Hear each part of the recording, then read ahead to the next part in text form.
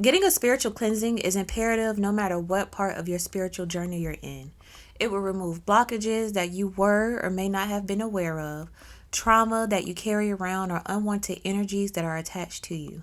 It can be an overwhelming but uplifting experience that will leave you feeling lighter and freer in the end. But in no way, shape, or form should a spiritual cleansing or ritual leave you in extreme physical pain, feeling sick for long periods of time. Sometimes people do feel a little sick afterwards. They may be throwing up because they're getting rid of that energy, but you shouldn't be harmed or, in the worst case, physically disfigured, especially for a 5-year-old.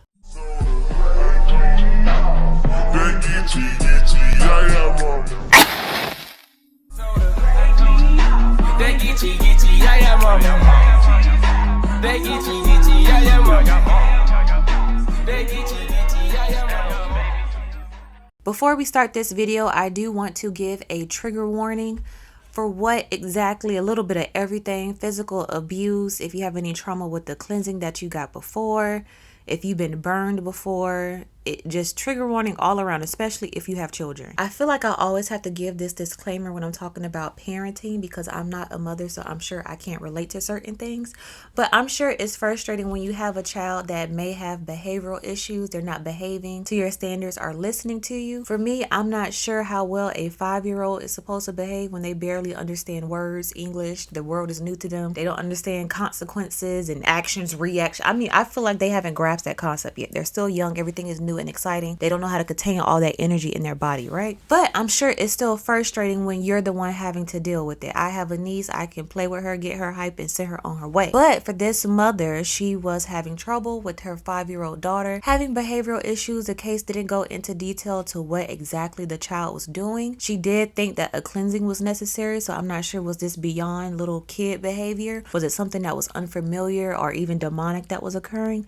We don't know. But for this mother, she grew frustrated with it. And of course, like most hairdressers, she was telling all of her business to one of her clients. One in particular was 51-year-old Peggy Labossiere. These individuals in this story are of Haitian descent. So if my Creole is a little crazy, that's because my English is a little crazy too.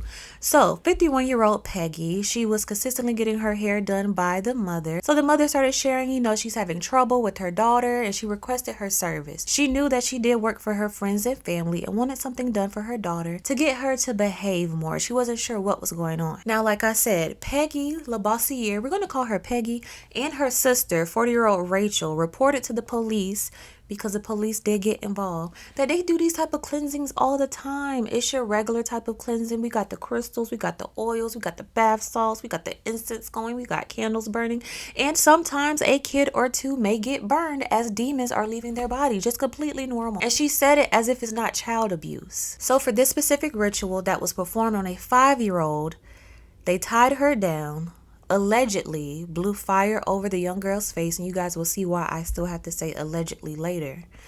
And they cut her arm and they cut around the collar area with the needle-like object which drew blood, and poured a substance over her eyes, causing them to burn. And this was a witness statement from a 8-year-old boy, which was the young girl's brother, who was there to witness it all. And he was also threatened by the sisters. They said they would cut his head off with a machete. And Peggy even held a stick against his throat, restricting his breathing. And that she had made him remove his clothes so she could rub this boy, this young boy, with a plant-like substance and blow fire all over him. So not only was the 5-year-old being tortured, but the brother as well. So the police were sent to Peggy's and Ruth's house to perform a welfare check on a woman and her 2 children who were staying with the sisters at the time. Yes, the mother was there while all this was going on. Upon arrival, the police found the 5-year-old girl with a 3rd-degree burn running across her face. The girl's mother claimed that the young girl had woken up with a burn on her face a few days prior that had been caused by a demon leaving her body. So the burn going across her face that will leave her permanently disfigured was treated at a hospital, and she was taken into custody by state welfare authorities along with her brother. And just to give you guys a little insight, I was burned really bad around this age as well. And to get a 3rd-degree burn from my memory, it just felt like someone struck a match and stuck it into my body and just sealed it with my skin. It feels like your whole body is on fire and it just doesn't stop. Even when the heat is gone, it just feels like your body is still burning, where you can't even feel like where exactly you got burned at, because it feels like you just got burned all over. Like your whole body heats up. You can feel your skin. I know this is graphic, but you can feel your skin cooking.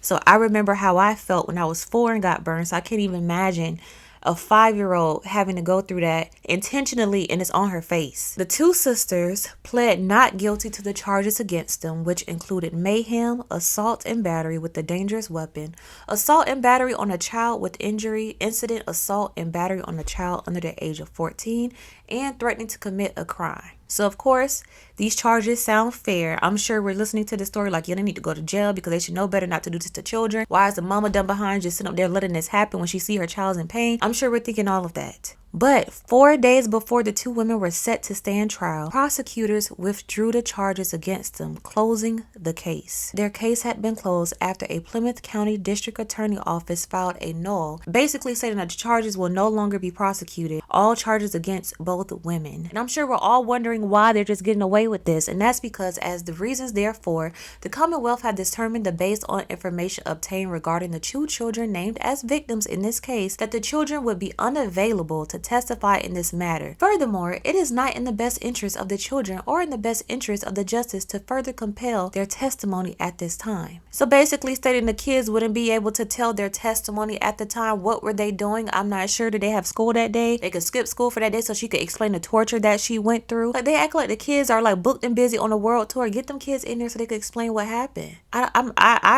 What do y'all think about that? Do you feel like the charges being dropped is fair because the mom requested the service and knew what was going on? Do you think it's fair because the women didn't intentionally cause harm to the child? They just did what they were trained to do? Do you feel like the sisters and the mom should be charged for putting the child in harm's way? If it were me, I'm not sure what exactly the mother was experiencing with that child. But for me, if it was my child, they're acting a little strange, I can't pinpoint it. Yes, I would have got spiritual help. But one, I would have been in the room making sure that nothing is happening to my child. Or most importantly, I'm a witch. I got it. Like, if I have a kid and they act weird, I am a whole witch. Trust me, I can handle it. And even if you don't feel like you have the spiritual gifts to perform any type of cleansing, you're a mother. You have mother's intuition. To me, that's a spiritual gift. Moms be like, I swear, as soon as someone become a mom, I'm like, you're a psychic now, because the way they be channeling their kids, they know when something wrong, they know when they up to something. I don't know where them spidey senses come from, but you already have the gift of mother's instincts. You know what to do. Get the spiritual advice and do it yourself. Don't send your kid off with random 2 ladies up in their house. Don't be manipulated. Do not be manipulated by these spiritual people. When you're getting something done, understand you may be stressed out, you may be sad, you may be going through something, but do not let these people take advantage of you or dress something that's ugly up to make it seem like they're trying to help you. Some people are in these positions and they do not know what they're doing. Granted, I feel like majority of the people have these gifts. They exercise them well. They are able to help people, but you have to be careful of the ones that just dress up to look spiritual on the shop and just get by manipulating people. You have to make sure you're tuned into yourself. You have your listening ears on. You're looking for any type of red flags. I know it's hard because you're in distress. You need help right now. To me, don't even get spiritual help when you're in that type of phase, because you're going to let a lot of things slide that you wouldn't if you were in your right mind. Just how you shouldn't make any hasty decisions when you're upset or mad about something. Especially don't get spiritual help when you're mad and upset. Live in the moment. Be stressed out. Be emotional. Kick, scream, and cry. Do not go up to a spiritual shop when you're really about to punch somebody. Just calm down first, because you're going to be buying stuff that you don't need to buy. They're going to see that you're desperate and be like, yeah, you need this $1,000 reading, you need this $5,000 cleansing. You're just going to be swiping your card away because you're that desperate for help. Wait a while, seek your own guidance first, and go from there. Don't put all your trust and your emotional health in the hands of someone else, because they can take advantage of it. Now listen, I don't know these 2 ladies. I don't know what they do. I never worked with them before. Never met them before. Maybe they do have something that goes on and that was just an accident and never happened before. It caught them off guard. I'm not sure. But I feel that when it comes to spirituality, we have to keep physical common sense present as well. Just because you're doing a spiritual ceremony or ritual, if I were to put my hand over a candle while it's lit, it's going to be hot and it's going to burn. No matter how in the spiritual world I am, I'm going to feel that physical pain. Fire is still fire, physical and spiritual. it's going to hurt. If you know you cannot swim in the physical world, don't jump in the ocean to get a cleansing thinking that spirit's going to help you swim. You can't swim. You can't swim. No type of spiritual cleansing should end in death. When I got a spiritual cleansing done before by someone, the most pain I was in, even if you could call it pain, I was getting hit upside the head with a palm tree leaf. That's the most I felt. It was a damp palm tree leaf with a wash or whatever he was using. He was just...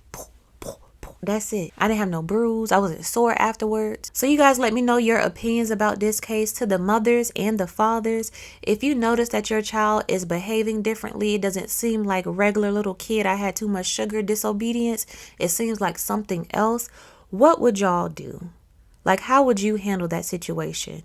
And sometimes this is going to sound crazy. Sometimes I do feel like kids may have something on them that's making them act up, that's beyond them, that their little bodies can't handle, or even it's just something on them. I do feel like that can happen, especially if you guys watched my Candy Lady video, how a lot of people seek the energy of little kids because of their innocence. What would be your approach? Would you do the same thing that this lady did, just trust in them and that everything was going to be okay? How would you react if your child walked away with the burn and were taken? Tell me about this case below. But thank you guys so much for tuning into this video, and like I always say, as above so below, as within so without, as the universe so the soul. Until next time, you guys, I'm Shay.